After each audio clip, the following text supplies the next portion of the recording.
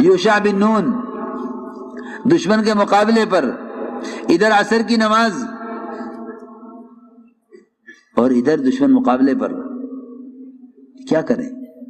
اے اللہ ہم نے تیری طرف دعوت دی، تیری طرف ان کو بلایا، یہ اس خیر کے کام کو قبول نہ کر کے مقابلے پر آ گئے، اے اللہ کیا کریں؟ نماز پڑھیں تو ان کا خطرہ ہے، اور ان سے مقابلہ کریں تو نماز قضا ہونے کا خطرہ ہے۔ اے اللہ ہم معمور ہیں تیرے، اور یہ سورج معمور ہے ہمارے لیے، اللہم احبسھا، اے اللہ سورج کو یہاں روک دے، سورج کو یہاں روک دے۔ روایت میں ہے سورج ٹھہر گیا۔ انہوں نے اطمینان کے ساتھ اپنا کام پورا کیا، فتح ہوئی دشمن پر، پھر عصر کی نماز پڑھی، اس کے بعد سورج حرکت میں آیا، اب چلے گا۔ دعوت عبادت کا جمع کرنا تسخیر عالم کا نسخہ ہے، ایک نہیں سینکڑوں قصے ہیں۔ صحابی جیل میں کیوں؟ اللہ کے بندوں کو اللہ کی طرف بلانے کی کوشش میں تھے، جیل ہو گئی۔ روایت میں ہے کہ جیل میں ان کو غسل کی حاجت پیش آ گئی، پانی مانگا جیلر سے، اس نے کہا کہ نہیں، پانی پینے کے لیے ملے گا، صرف غسل کے لیے پانی نہیں ملے گا۔ نماز کا اتنا شوق اور نماز کا اتنا فکر کہ 2 دن پانی کو صبر کر سکتا ہوں، پیاس برداشت کر سکتا ہوں 2 دن، تم مجھے 2 دن کا پانی اکٹھا دے دو، پینے کا پانی۔ جیلر نے کہا نہیں، آج کا پانی آج ملے گا، کل کا پانی کل ملے گا۔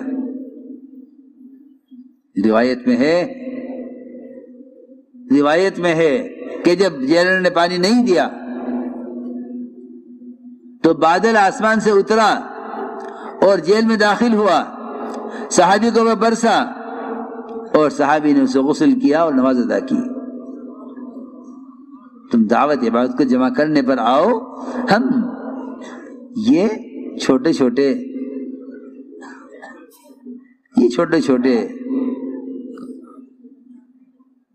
کائنات کے نقشے اور یہ چھوٹے چھوٹے انتہائی محتاج حکام، ان کے ہاتھ میں رکھا کیا ہے؟ ہاتھ میں رکھا کیا ہے؟ وہ تو جب کوئی اللہ کو بھلا دیتا ہے، پھر وہ ان فقراء کی خوشامد کرتا ہے۔ انبیاء علیہ السلام نے آ کر سب سے پہلا کام یہ کیا کہ ان کی نظروں کو اپنے اللہ کے غیر سے اللہ کی ذات کی طرف پھیرا۔ پہلا کام یہ ہے کہ ان کی نظر کو اللہ کے غیر سے اللہ کی ذات کی طرف پھیرا، پہلا کام یہ کیا۔ اس لیے میرے دوستوں، بزرگوں، عزیزوں، میں نے عرض کیا کہ اپنے ارادوں کو، اپنی چاہتوں کو اللہ کی چاہت پر موقوف کرو، اپنی چاہت کو اللہ کی چاہت پر موقوف کرو، کہ تمہارے چاہنے سے کچھ ہوگا ہی نہیں جب تک اللہ نہ چاہے۔ تم خیر کے کام میں بھی کامیاب نہیں ہو سکتے جب تک اللہ نہ چاہے۔ سلیمان علیہ السلام نے یہ چاہا تھا کہ اپنی اولاد میں سے 100 مجاہد اللہ کے دین کی محنت کے لیے تیار کریں۔ اللہ نے آزمایا، اعلیٰ نسل کی بیویاں، اعلیٰ قوت، اعلیٰ ارادہ، اعلیٰ نیت،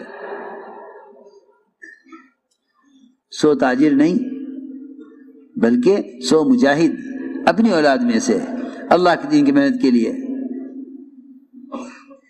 فرشتے نے کہا انشاءاللہ کہہ لو، لیکن انشاءاللہ کہنا بھول گئے انشاءاللہ کہنا۔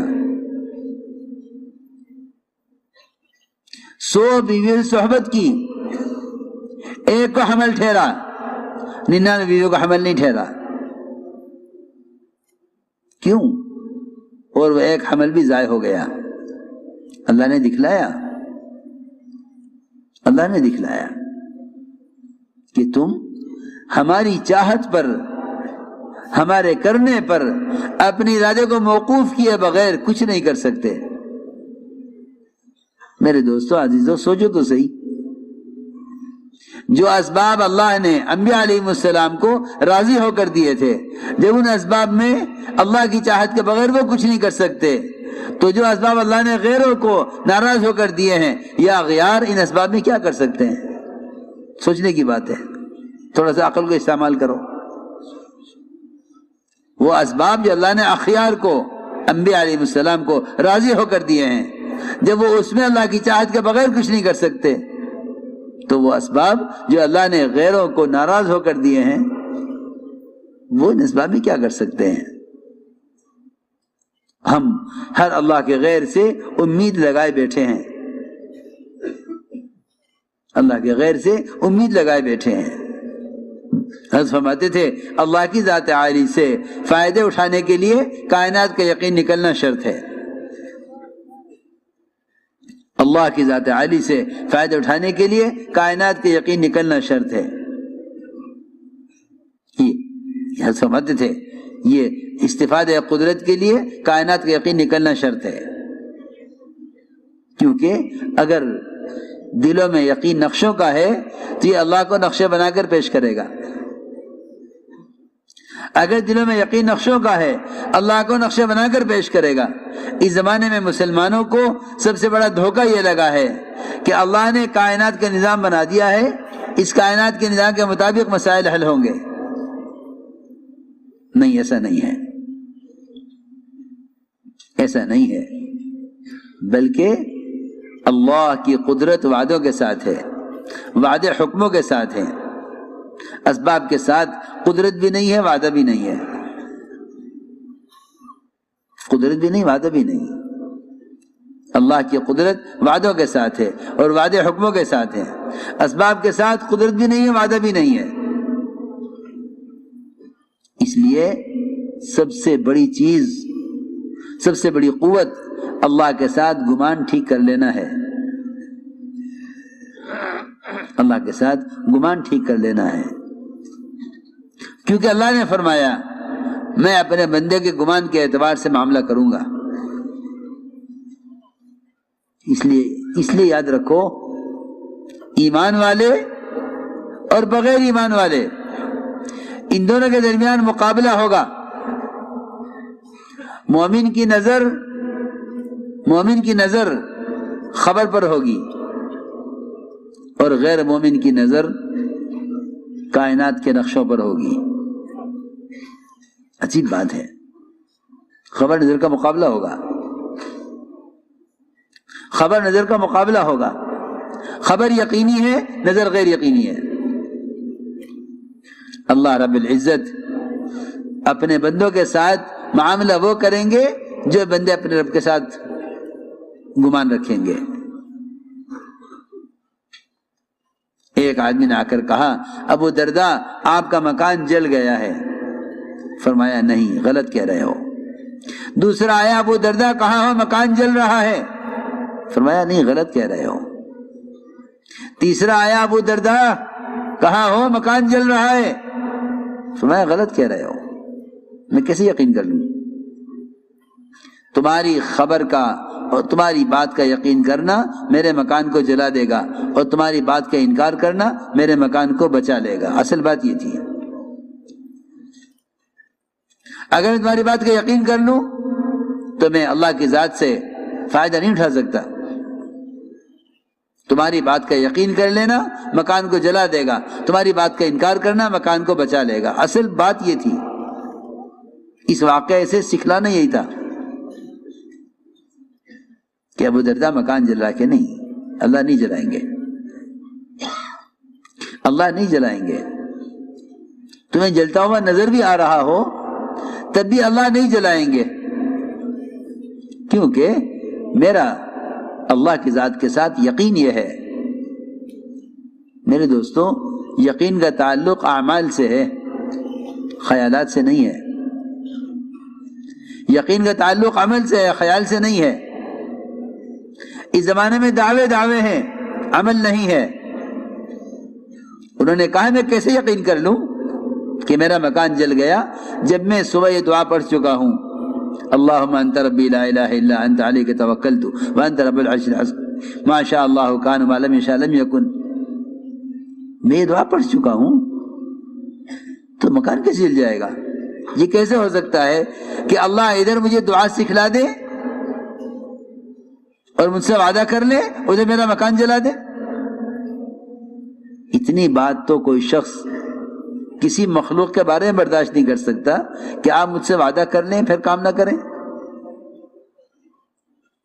وہ مخلوق جو محتاج ہے اس کی وعدہ خلافی لوگ برداشت نہیں کر سکتے. وہ خالق جو قادر ہے، جو خالق جو قادر ہے کہ اس کا وعدہ جھوٹا کیسے ہو سکتا ہے؟ وہ مخلوق جو محتاج ہے، لوگ ان کے وعدے یاد دلاتے ہیں ان کو، آپ نے وعدہ کیا تھا، آپ نے وعدہ کیا تھا، آپ وعدہ خلافی کر رہے ہیں. مخلوق تو وعدہ خلافی کر سکتی ہے محتاج ہونے کی وجہ سے، لیکن خالق وعدہ خلاف نہیں ہے کیونکہ وہ محتاجگی سے پاک ہے.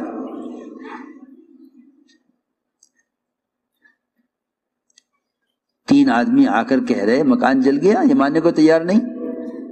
ایک آدمی آ کر کہ ہاں ابو درداء مکان آگ لگی تھی لیکن تمہارے مکان پر آ کر بجھ گئی. کیوں بجھ گئی؟ بس میں شروع سے کہہ رہا ہوں کہ جو حالات پیش آتے ہیں لوگ کہتے ہیں اتفاق سے ہو گیا، کہ اتفاق کوئی چیز نہیں ہے، اللہ کے کرنے سے ہوتا ہے. لیکن اللہ کی ذات سے ہونے کے لیے دو چیزیں اصل ہیں، ایک یقین دوسرے عمل. ایک یقین دوسرے عمل. جی ہاں، اس لیے کہ عمل کے بغیر اگر امید کر رہا ہے، عمل کے بغیر امید کر رہا ہے تو یہ جھوٹا ہے، یہ جھوٹا ہے. یہ اگر امید کر رہا ہے عمل کے بغیر تو جھوٹا ہے. اس لیے کہ حدیث میں عاجز فرمایا اس شخص کو جو بڑی بڑی اللہ سے امیدیں باندھ لے، اللہ یوں کریں گے، اللہ یوں کریں گے، اللہ یوں کریں گے، اللہ سے بڑی بڑی امیدیں باندھ لے اور اپنے نفس کا تابع ہو کر چلے، اللہ سے بڑی بڑی امیدیں باندھ لے. فرمایا کہ یہ عاجز ہے، یہ عاجز ہے. من اتبع نفسه هواها وتمنى على الله الاماني، اللہ سے امیدیں باندھے ہوئے ہے اور اپنی خواہش کے پیچھے پڑا ہوا ہے. اس کو تو حدیث میں عاجز کہا ہے بجائے اس کے کہ اس کو عقل مند کہا جاتا. عقل مند وہ ہے جو آخرت کو سامنے رکھ کر چلے. تو میں نے عرض کیا کہ جن لوگوں کو، جو لوگ یہ سمجھتے ہیں کہ ہمارے اللہ کے درمیان اسباب اصل ہیں، یہ محنت کرتے ہیں اسباب پر، پھر ان اسباب کو پیش کرتے ہیں اللہ کے سامنے. محنت کرتے ہیں اسباب پر، اے اللہ یہ دکان ہے تو اس کے ذریعے نفع دے دے، اے اللہ یہ دوا ہے تو اس کے ذریعے شفا دے دے. یقین کرنے والے اللہ کو ذرائع پیش نہیں کرتے کیونکہ اللہ تعالیٰ کو وہ ذرائع سے پاک سمجھتے ہیں، اس کو ذرائع کی ضرورت نہیں ہے. جو سمجھتے ہیں قدرت وعدوں کے ساتھ ہے وہ عمل پیش کرتے ہیں، جو سمجھتے ہیں قدرت اسباب کے ساتھ ہے وہ اللہ کو اسباب پیش کرتے ہیں. اسی آسان بات ہے. جو سمجھتے ہیں قدرت اسباب کے ساتھ ہے وہ اللہ کو اسباب بنا کر پیش کرتے ہیں، اور جو سمجھتے ہیں، ادھر دیکھو نا میری طرف، جو سمجھتے ہیں کہ نہیں قدرت وعدوں کے ساتھ ہے وہ اللہ کو عمل پیش کرتے ہیں. اے اللہ یہ عمل ہے تو اس عمل پر کامیاب کر دے. آپ دیکھیں گے تاجر دکان کو سامنے رکھ کر مانگ رہا ہوگا، زمیندار غلہ زمین کو سامنے رکھ کر اللہ سے مانگ رہا ہوگا، اور کہتے بھی یوں ہیں کہ پہلے آپ اسباب پر محنت کریں، پہلے سے امید کریں. حالانکہ اسباب پر محنت کرنے والے کو اللہ سے امید کرنے کا کیا حق ہے؟ محنت کرے اسباب پر، امید کرے اللہ سے؟ نہیں، بلکہ ہم یہ نہیں، اس کا مطلب یہ نہیں کہ اسباب اختیار نہ کرے، بلکہ اس کا مطلب یہ ہے کہ محنت کر کے اعمال کو درست کرے، اللہ سے امید کرے۔ اللہ تعالیٰ نے صحابہ کرام کے ساتھ جو کچھ ظاہر کے خلاف کیا ہے وہ سب ان کے عمل پر کیا ہے، عمل بنا کر پیش کر دیا۔ اللہ تعالیٰ نے ظاہر کے خلاف مددیں کی ہیں۔ صحابی پیشاب کر رہے، چوہا اشرفیہ لے کر آ رہا، صحابی پیشاب کر رہے، چوہا اشرفیہ لے کر آ رہا، نماز پڑھتے ہوئے نہیں، پیشاب کرتے ہوئے۔ تم عمل بناؤ، ہم تو تمہیں قضاء حاجت کے درمیان، قضاء حاجت کے درمیان ہم تمہیں مال دے دیں گے، تم عمل بناؤ۔ لوگ اعمال بگاڑتے ہیں اسباب بنانے کے لیے، پھر اللہ تعالیٰ اسباب بگاڑتے ہیں عمل کے بگڑنے کی وجہ سے۔ اس لیے میرے دوستو عزیزو، سب سے بنیادی بات یہ ہے کہ اللہ کو بجائے اسباب پیش کرنے کے عمل پیش کرو، اللہ کو بجائے اسباب پیش کرنے کے عمل پیش کرو۔ 3 آدمی جو غار میں پھنس گئے تھے، سفر کیا، رات کو ایک غار میں قیام کیا، اوپر سے چٹان سر کی اور اس نے غار کا راستہ بند کر دیا، بچنے کا کوئی راستہ نہیں، بچنے کا کوئی راستہ نہیں، چٹان نے راستہ بند کر دیا۔ یہ تینوں سے جوڑ کر بیٹھ گئے کہ اب موت کے سوا کوئی راستہ نہیں ہے، نجات کا کوئی راستہ نہیں ہے۔ تینوں نے بیٹھ کر یہ فیصلہ کیا کہ آج اس مصیبت سے اور اس غار سے نکلنے کے لیے کوئی ذریعہ نہیں ہے سوائے اعمال کے۔ اعمال بھی ذکر و عبادت کے، حج اور عمروں کے، تلاوت اور تہجد کے نہیں، بلکہ وہ اعمال جن سے تم نے اللہ کی مخلوق کو نفع پہنچایا ہو۔ عجیب بات ہے، اس واقعے میں معاملات، اخلاق اور معاشرہ، صرف ان تین چیزوں کے لائن کے احکام ہیں، اخلاق، معاملات اور معاشرہ۔ نماز، حج، زکوٰۃ، روزہ اس میں نہیں ہے۔ معاملات، اخلاق اور معاشرہ، ان 3 لائنوں کے اعمال پیش کیے ان 3 آدمیوں نے۔ یہ نہیں کہا اے اللہ کسی فرشتے کو بھیج چٹان ہٹا دے،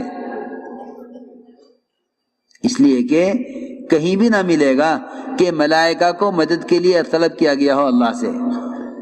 وہ ملائکہ جو انتہائی قوت رکھنے والے، وہ ملائکہ جو اللہ کا قرب رکھنے والے، وہ ملائکہ جو اللہ تعالیٰ کا وہ لشکر ہے جس کو اللہ ہی جانتا ہے، لیکن کہیں نہیں ملے گا کہ کسی نبی نے اللہ سے ملائکہ کو طلب کیا ہو مدد کے لیے۔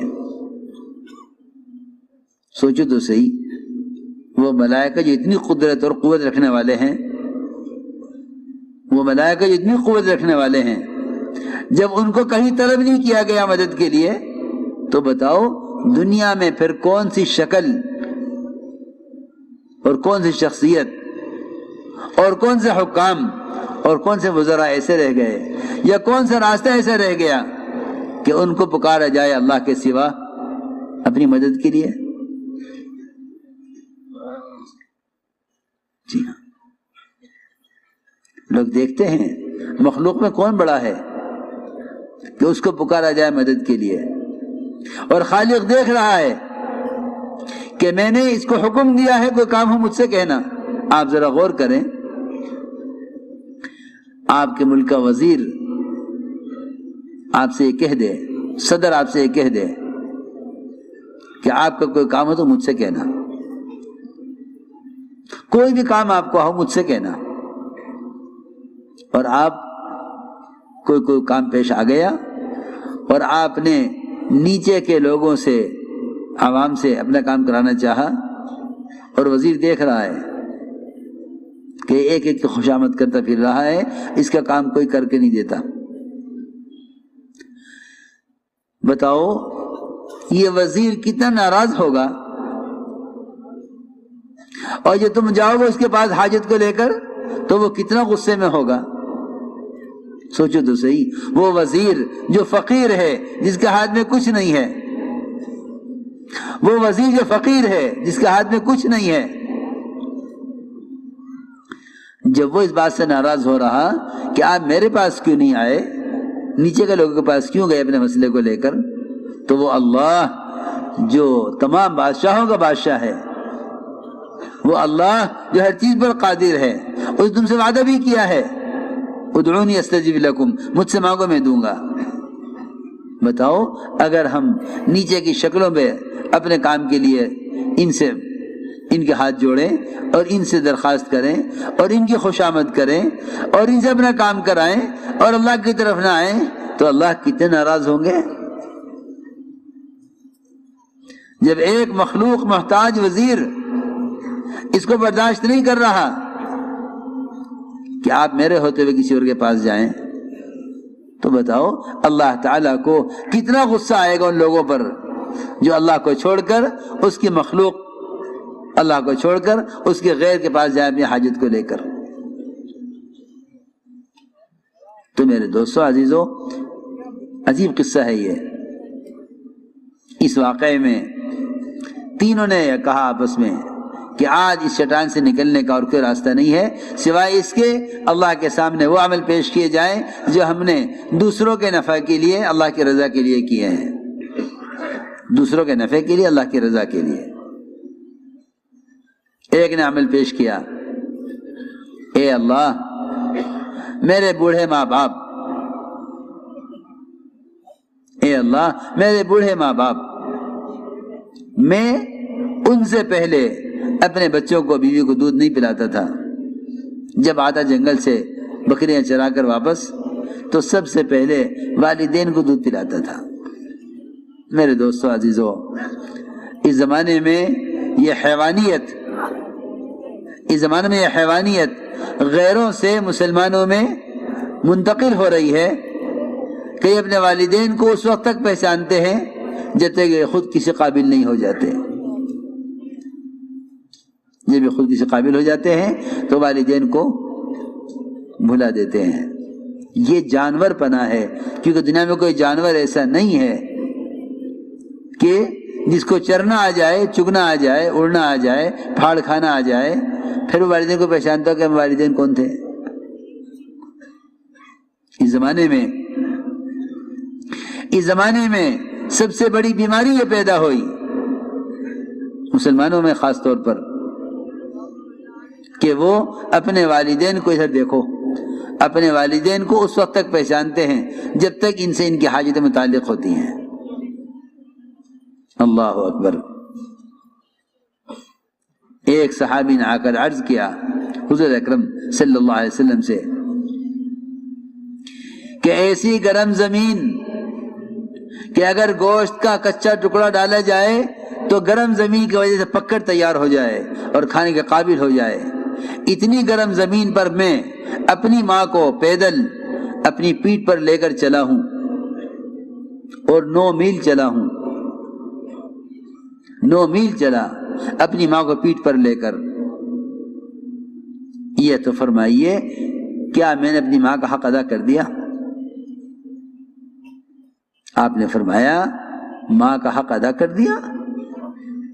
آپ نے فرمایا کہ تیری پیدائش کے موقع پر جو تیری ماں کو درد کی لہریں اٹھی ہیں شاید اس میں سے ایک لہر کا حق ادا ہوا ہو، وہ بھی شاید فرمایا، یقین طور پر نہیں، کہ شاید اس میں سے ایک لہر کا حق ادا ہوا ہو۔ تو میرے دوستو عزیزو، یہ اس زمانے کی حیوانیت ہے، اپنے والدین کا مقام نہ پہچاننا، اپنے والدین کا اکرام نہ کرنا اور والدین کی خدمت نہ کرنا، یہ حیوانیت ہے۔ اس لیے کوئی جانور ایسا نہیں ہے جو جانور بڑا ہو جائے، چرنے لگے، چگنے لگے، اڑنے لگے، پھر وہ پہچانتا اپنے والدین کو، ایسا کوئی نہیں ملے گا۔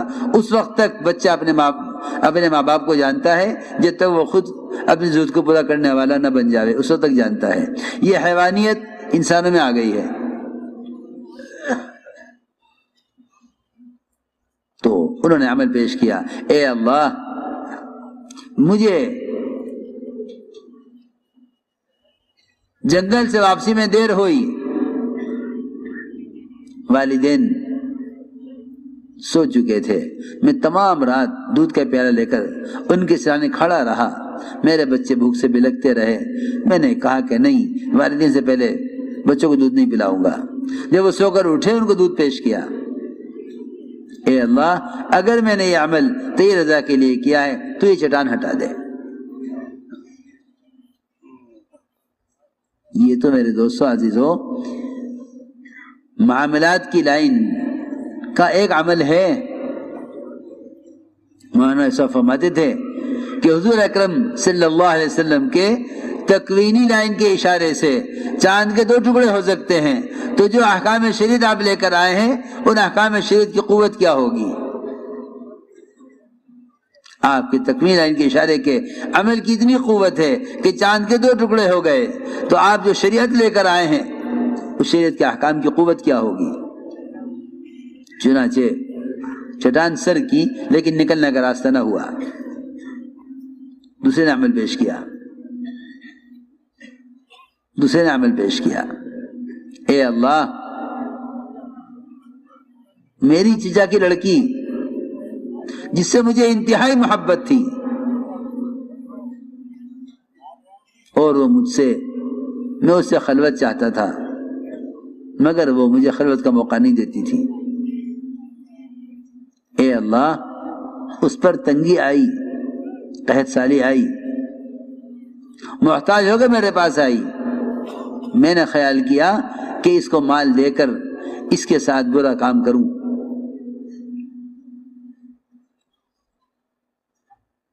روایت میں ہے کہ محتاج ہو کے میرے پاس آئی، میں نے کہا میں تجھے سونے کی اشرفیاں دوں گا مگر میری شرط پوری کر دے۔ اس نے مجھے اپنے اوپر قابو دے دیا اور میں اس کی ٹانگوں کے درمیان بیٹھ گیا۔ اے اللہ اس وقت بیٹھ کر مجھے تیرا خیال آیا، مجھے کوئی رکاوٹ نہیں تھی اس برے کام کے کرنے میں، زنا کرنے میں کوئی رکاوٹ نہیں تھی، محض تیرے خوف سے میں نے یہ کام نہیں کیا۔ اے اللہ اگر اس حرام سے بچا ہوں تیرے خوف سے، اور میں نے وہ سونے کی اشرفیاں اس کو دے دی کہ تو لے جا۔ اس نے کہا لڑکی نے جب تمہاری شرط پوری نہیں ہوئی تو مال کیوں دے رہے ہو؟ کہ نہیں تو یہ لے جا، میں یہ کام نہیں کروں گا۔ اے اللہ اگر میں نے یہ اس پر احسان تیرے رضا کے لیے کیا ہے تو ہمیں نکال دے۔ چٹان ہلی لیکن راستہ نہیں بنا نکلنے کا، ایک کے لیے بھی نہیں بنا، کیونکہ یہ بات نہیں ہے کہ اپنا اپنا عمل کرو نجات پا جاؤ، امت مجموعہ ہے، امت مجموعہ ہے۔ تیسرے نے عمل پیش کیا، اے اللہ میرے یہاں ایک مزدور نے مزدوری کی، پھر وہ اپنی مزدوری چھوڑ کر چلا گیا، اس کے پیسے میرے پاس رہ گئے، میں نے اس سے مال تیار کیا اور اس کا مال بڑھ گیا، ایک مدت کے بعد واپس آیا،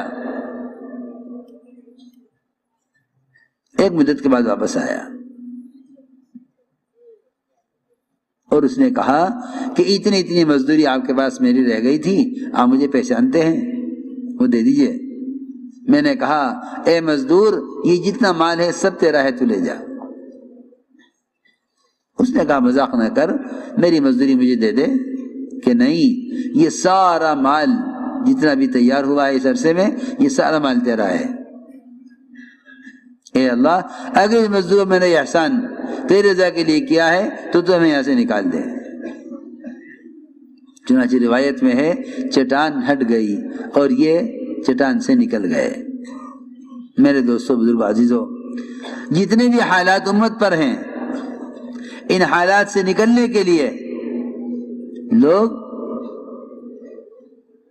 سمجھتے ہیں کہ حکم توڑیں گے معاملات میں اور عبادات سے حل ہو جائیں گے۔ ایسا نہیں ہے، بلکہ جو احکام معاملات میں توڑے جائیں گے، ان میں جو حالات معاملات میں آئیں گے، تجارت میں نقصان، پیداوار میں کمی، بارشوں وقت پر نہ ہونا، یہ معاملات کے احکام کو توڑنے کے جو حالات آئیں گے، عبادات سے ٹھیک نہیں ہوں گے جب تک معاملات کی لائن کا حکم پورا نہ ہو۔ امت یہ پریشان ہے، ہم کیا کریں؟ نماز پڑھتے ہیں پھر بھی پریشان ہیں، روزہ رکھتے ہیں پھر بھی پریشان ہیں، احکام ٹوٹ رہے ہیں معاملات میں، وہ عبادات سے درست نہیں ہوں گے۔ جس لائن کا حکم ٹوٹا ہے اسی لائن کا حکم پورا کر دو۔ آپ جانتے ہیں کہ مشین میں اور یہ بجلی کے تاروں میں جس لائن کا تار ٹوٹا ہے اسی لائن کا تار جوڑا جائے۔ آپ کی گلی میں سینکڑوں قسم کے تار گزرتے ہیں، یہ ٹیلی فون کا تار ہے، یہ بجلی کا تار ہے، یہ پاور کا تار ہے۔ جی ہاں، جہاں سے تار کٹا ہے وہاں سے جوڑو۔ لوگ احکام توڑتے ہیں معاملات میں، انہیں دور کرنا چاہتے ہیں عبادات سے۔ ایسا نہیں ہوگا، ایسا نہیں ہوگا، بلکہ میں تو یہاں تک عرض کرتا ہوں کہ اگر معاملات کی لائن کے احکام درست ہو جائیں تو عبادات، اخلاق، معاشرہ، یہ تینوں لائنیں درست ہو جائیں گی اگر معاملات کی لائن کے احکام ٹھیک ہو جائیں۔ اس لیے کہ میرے دوستو عزیزو، معاملات یہ سب سے بنیادی چیز ہے، کیونکہ معاملات سے بدن کو غذا ملے گی۔ اگر غذا حرام مل رہی ہے تو پھر عبادات کھوکھلی ہوں گی، معاشرہ بگڑے گا، اخلاق گریں گے۔ وہ تو حد فرماتے تھے کہ جیسی غذا ہوگی ویسے خیالات ہوں گے، جیسی غذا ہوگی ویسے اعمال ہوں گے۔ اس لیے کہ انسان کے بدن میں دوڑنے والا خون اگر یہ پاکیزہ ہے تو اس کے بدن سے پاکیزہ اعمال ظاہر ہوں گے، اور اگر بدن میں دوڑنے والا خون یہ حرام کمائیوں سے ہے تو بدن سے کہ اعضاء حرام کے کرنے پر مجبور ہوں گے۔ حضرت فرمایا کرتے تھے کہ اس زمانے میں مسلمان حرام کے لقمے کو معمولی سمجھ کر کھا لیتا ہے، حالانکہ لقمہ سمندر ہے، خیالات اس کے موتی ہیں۔ لقمہ سمندر ہے، خیالات اس کے موتی ہیں۔ جیسی غذا ہوگی ویسے خیالات ہوں گے۔ اس لیے فرمایا سب سے پہلے معاملات کو حکم پر لاؤ، معاملات کو حکم پر لاؤ کہ اس کو غذا سب سے پہلے حلال غذا ملے۔ اس لیے کہ سارے احکام اعضاء سے متعلق ہیں۔ یہ آنکھ کا عمل ہے، یہ کان کا عمل ہے، یہ زبان کا عمل ہے، یہ شرمگاہ کا عمل ہے۔ یہ اعمال بگڑتے اس لیے ہیں کہ ان اعضاء کے اندر حرام خون دوڑ رہا ہے، کہ ان اعضاء میں حرام خون دوڑ رہا ہے۔ اس لیے سب سے پہلے معاملات کو حکم پر لاؤ۔ سود یہ ایک ایسا عذاب ہے اور یہ ایک ایسا گناہ ہے کہ اس سے توبہ نہ کرنے والا اللہ کے رسول سے جنگ کرنے والا ہے۔ ادھر جنگ ہو رہی ہے اللہ سے، ادھر دعائیں ہو رہی ہیں۔ عجیب بات ہے، اللہ سے لوگ جنگ کرتے ہیں، سودی کاروبار کر کے اللہ سے جنگ کرتے ہیں، اور پھر دعا کرتے ہیں، یہ دعا کراتے ہیں پریشان حال ہوں دعا کر دیں۔ آپ سوچئے اگر آپ کے پڑوسی سے لڑائی ہو تو آپ نمک مانگنا پسند نہیں کریں گے اپنے پڑوسی سے۔ اگر پڑوسی سے دشمنی ہے، لڑائی ہے پڑوسی سے، اس سے نمک مانگنا پسند نہیں کریں گے، اور اللہ تعالی سے جنگ کر رہے ہیں، اللہ سے جنگ کر رہے ہیں، اللہ سے امید کر رہے ہیں۔ اس لیے میرے دوستو عزیزو، اپنے خون کو حرام کمائیوں سے پاک رکھو، یہ بہت ضروری بات ہے۔ ابوبکر صدیق رضی اللہ تعالیٰ عنہ کو بھوک کی شدت میں ایک لقمہ کہانت کی آمدنی کا کھلا دیا گیا۔ ایک لقمہ کھاتے ہی پوچھا کہ کہاں سے لائے ہو؟ غلام نے کہا کہ میں پہلے کہانت کیا کرتا تھا، وہاں سے لایا ہوں۔ اس کہانت کی آمدنی سے، کہانت کی آمدنی سے، کہانت کہتے ہیں جا کے نجومیوں سے پوچھنا کل کیا ہوگا، وہ کچھ خبریں بتلا دیں، پھر ان کو پھیلا دیا جاوے۔ ان کی خبروں کا یقین کرنا کفر ہے، ان کی خبروں کی تصدیق کرنا کفر ہے۔ فرمایا علی رضی اللہ تعالیٰ عنہ نے کہ نجومی کی خبر کی تصدیق کرنے والے کا ٹھکانہ جہنم ہے۔ المنجم کالکافر والکافر فی النار، کہ جی وہ اس کی آمدنی سے کھانا لایا ہوں۔ ابوبکر رضی اللہ تعالیٰ نے قے کی، وہ لقمہ کیسے باہر نہ آیا؟ تو پانی پی پی کر قے کی، جیسے کوئی شخص اپنے جو ہے معدے کو صاف کرنا چاہتا ہے، اپنے برتن کو صاف کرنا چاہتا ہے کسی گندگی سے۔ میرے دوستو، بزرگو، عزیزو، یہ سب سے بنیادی کام ہے کہ مسلمان غذا حلال تلاش کرے، ورنہ تم چاہو کہ معاملات کو درست کیے بغیر معاشرہ ٹھیک ہو جائے، ہو نہیں سکتا۔ اندر وہ خون دوڑ رہا ہے جو حرام پر اور فحش کاموں پر، فحش باتوں پر، گندے کاموں پر آمادہ کرے گا۔ اندر وہ خون دوڑ رہا ہے جو گندے کام پر آمادہ کرے گا۔ اس لیے فرمایا کہ معاملات کا درجہ معاشرے سے، عبادات سے بھی پہلے ہے۔ جس طرح طہارت کا درجہ عبادت سے پہلے، اس طرح معاملات کا درجہ معاشرے سے پہلے ہے، عبادات سے پہلے ہے۔ کہ کمائیے کو حکم پر لاؤ، کمائیے کو حکم پر لاؤ، اس لیے کہ طہارت صرف یہ نہیں ہے کہ آدمی غسل کر لے یا وضو کر لے، طہارت یہ ہے کہ بدن کے خون کو بھی پاک رکھے۔ عمر بن سعد رضی اللہ تعالیٰ عنہ جو حمص کے پر گورنر تھے، 1 سال گورنری کی، زکوٰۃ کا مال وصول کرتے تھے مالداروں سے اور فقراء میں تقسیم کرتے تھے۔ 1 سال خدمت کی گورنر صاحب، مال خود ہی جمع کیا، مالداروں سے لیا، فقراء کو دیا۔